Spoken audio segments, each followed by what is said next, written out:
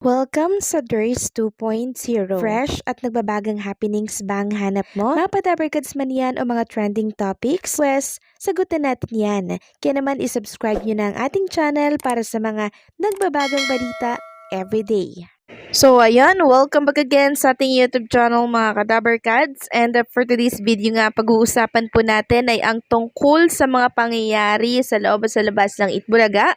Particularly po dito sa usapin sa loob ng Itbulaga na kung saan isang dabarkads nga po for 22 years ang pumanaw kahapon. So, sinong dabarkads ba yan? Anong pangalan niya? And syempre, ano ang kinamatay niya? Lahat yan sasagutin po natin mga kadabarkads. Pero bago ang lahat, itutuloy lang natin itong pinag-uusapan natin sa previous update po natin kanina, no? So, kanina po, ang mga singing queens, mga kadabarkads, ay nag-aalay po ng kanta para po dito sa pumanaw na dabarkads natin na si Leia. Isa po siyang head traffic na kung saan nagsasalansan at nag-aayos po ng placing ng mga ads ng Itbulaga. Sabi nga po ng isang kadabarkads natin, itong si Ma'am Leia, as some people know, is a low profile and a humble worker of EB. Her way and style of doing traffic jobs, pagsalansan at pag-aayos ng placing ng mga ads is a top job, but she did great. Especially that she mastered all of it in 22 years from tape to TBJP. Her death is a big loss to the industry, especially the TBJ Productions family. My deepest condolences to the family of the late Leia. She will be surely missed. And bumuhos nga po ang pakikiramay mga kadabarkads dito po sa pinost ng TBJ sa kanilang Facebook page. So sabi po dito mga kadabarkads sa caption, para sa dabarkads na kasama namin for 22 years, 14344 Leia. So maging ang pamilya po ni Mama Leia ay nagpost na rin at nagpaabot po ng pakikiramay. Sabi nga dito, may heartfelt condolences to the family of Tom for the passing of Leia. May the love of God comfort everyone, thinking that she no longer will feel pain. Sabi pa po niya, thank you everyone who offered prayers to our Apo with heavy heart, informing you all that she is now with our great Creator. 7:40 p.m. Philippine time, she was surrounded by her immediate family. Rest in peace, Leia. We'll meet you someday. And nasa hospital pa lang po si Ma'am Leia, mga kadabarkads. Marami na po talaga yung nagpe-pray sa kanya. And eto nga po yung isa kong nabasa. And dito rin natin nalaman yung kanyang sakit. Sabi po dito, Father God, we come to you and humbly pray for mercy for, binanggit niya po yung dalawang kaanak po dito ni Ma'am Leia, for their apo who has cancer. Lord, that you will touch the body for complete healing. Lord Jesus, extend your miracle upon their apo.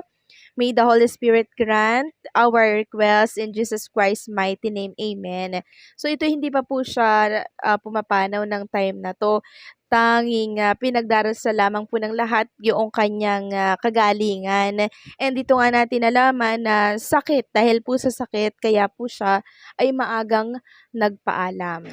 So isa po itong malaking kawalan mga kadabarkads dito po sa TBJ Production, dahil 22 years na po palang nagtatrabaho at nanunungkulan at naninilbihan etong si Ma'am Leia sa TBJ or maging dito po sa mga dabarkads natin. Siya po pala ay sumama mula po sa Tape Incorporated. Lumipat po siya sa TBJ Production. Biruin nyo, 22 years po siya sa Itbulaga, 'di ba?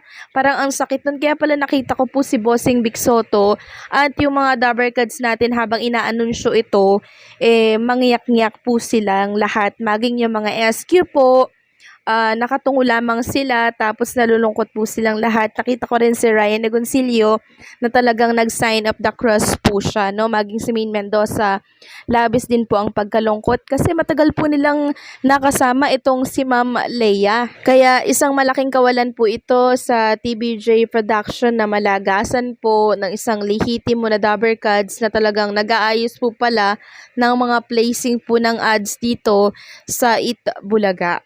And And kanina po mga ka-Dabbercats, 'di ba, kumanta po yung mga singing queens natin.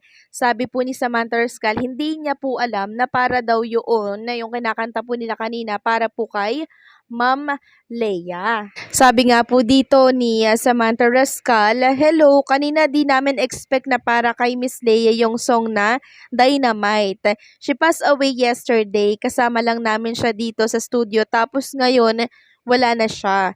Kung makikita nyo po sa kanta namin, medyo naiiyak na kami. 5 kasi di namin ini-expect. Pero condolence to the family and friends to Miss Leia.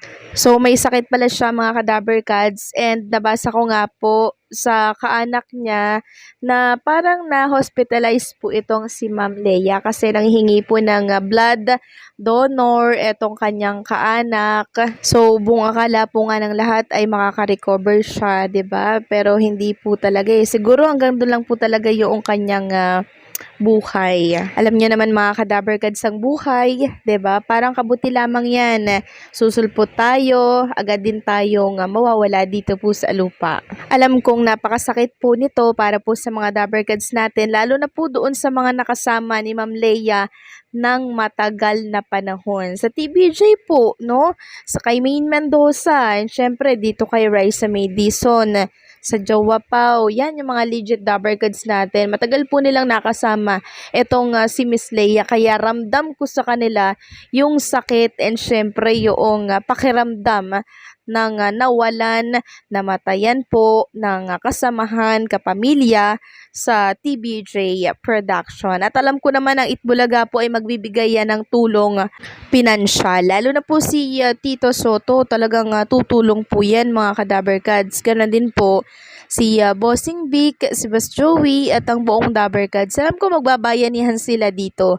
Ganyan po sila sa Itbulaga. And habang inaanunsyo nga po ni Bossing Vic Soto ito kanina mga ka-Dabbercats, ang daming mga Dabbercats na online viewers na nagtatanong po doon sa live chat ng Itbulaga kung sino daw yung namaalam. Kasi hindi po sila pamilyar dito kay Miss Leia kasi ito po yung mga taong nagtatrabaho sa likod po ng camera. Hindi po natin sila nakikita.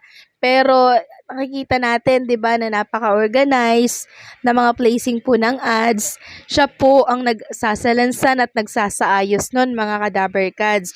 Siya po yung tao sa likod ng mga ads na napapanood natin sa telebisyon. Kaya naman nakakalungkot lang mga ka-Dabbercats na malaman na siya po pala ay namaalam na, isang napakalaki talaga na kawalan nito sa TBJ production. Sana lamang po ay merong maipalit agad ang TBJ production sa posisyon ni Ma'am Leia.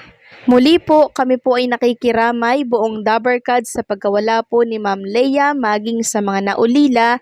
May you rest in peace po. So hanggang dito na lamang po ang update natin. Maraming salamat sa patuloy na pagsuporta and don't forget to like, share, comment, and subscribe.